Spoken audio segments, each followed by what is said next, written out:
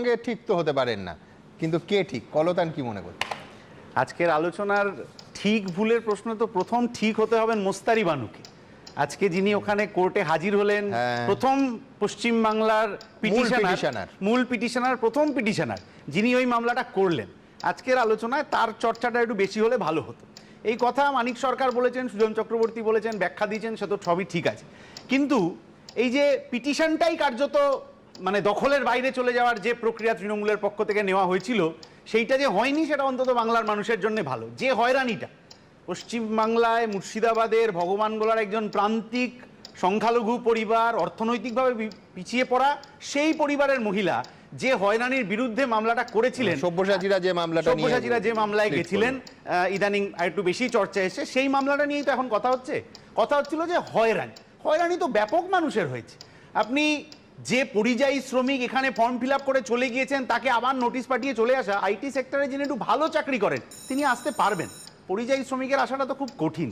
কলতান, শুধু তাই নয়, আসতে হবে কিনা এটা নিয়ে 3 বার মত বদল হয়েছে।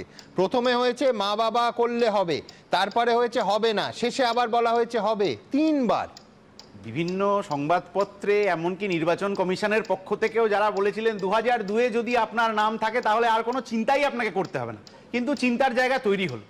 আরও সমস্যা হলো, লজিক্যাল ডিসক্রিপিয়েন্সিটা এত ইললজিক্যাল হয়ে গেল।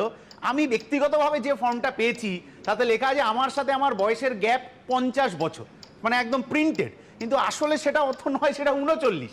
কিন্তু আমাকে প্রিন্টেডটা ওই 50 বছরের বয়সের গ্যাপটা নিয়ে আসতে হয়েছে, এবং আমার বাবা কবে বাবা হবেন ইত্যাদি সেই বিষয়ে নির্বাচন কমিশনকে তথ্য ইত্যাদি দিতে হয়েছে। এইটা তাদের করার অধিকার আছে কিনা এটা আমি বলতে পারছি না।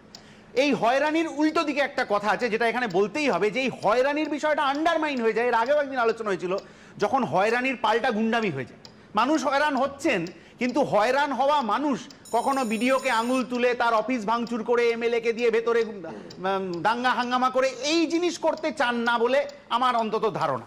মানুষ তার হয়রানির কথা বলবেন, যন্ত্রণার কথা বলবেন, কিন্তু ভাঙচুরটা তারা করতে চান না। কিন্তু ভাঙচুরটা যখন হচ্ছে তখন আসলে মুড়ি মিছরি একদর হয়ে গিয়ে কেন্দ্রের যারা প্রতিনিধি তাদের হাতে আমি বাড়তি অস্ত্র তুলে দিচ্ছি কিনা এইটাও কিন্তু আমাদের মাথায় রাখতে হবে। এই যে লড়াইটা শুরু হয়েছিল, একটা নাম বাদ যাবে না, বনাম 1.5 কোটি নাম বাদ যাবে। লড়াইটা শুরু হয় এতক্ষণ এইআরওদের কথা হচ্ছিল, আর একটু নিচু স্তরের সরকারি কর্মচারীদের যদি আপনি মনে করেন, বিএলওরা তো কার্যত স্যান্ডউইচের মধ্যে পড়ছেন। একদম এক বিএলও পাড়ার লোক, পাড়ায় তৃণমূলের নেতা গিয়ে বলছেন কি নাম বাদ যাবে নাকি, আরে বাবা তাহলে তো একটা ব্যবস্থা নিতে হবে, পাড়াতেই তো থাকেন আপনি। এইটা যেমন একটা পদ্ধতি, আবার উল্টো দিকে আমার রাজ্যের বিরোধী দলনেতা হুমকি দিচ্ছেন যে ওইখানে 50, এখানে কি সংখ্যাটা বাড়বে?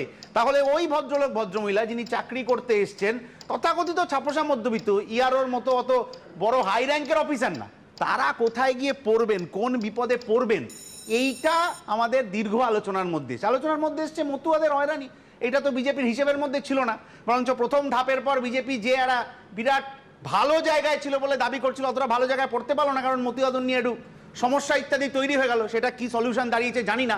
ফলে এই যে দ্বিতীয় ধাপটা যেটা চালু হলো, মানে কেজি দরে ঢেউয়ের মতো, আমি আপনাকে লিস্ট করে দেখাতে পারি, 3 মিনিটের সংখ্যাটা অনেক পেরিয়ে চলে যাবে। মালদা, মুর্শিদাবাদ, দিনাজপুর, 2 24 পরগনার বিস্তীর্ণ অংশে 1000 যদি বুথে ভোটার হন, 500, 550, 600 পর্যন্ত তার নোটিশ এসছে।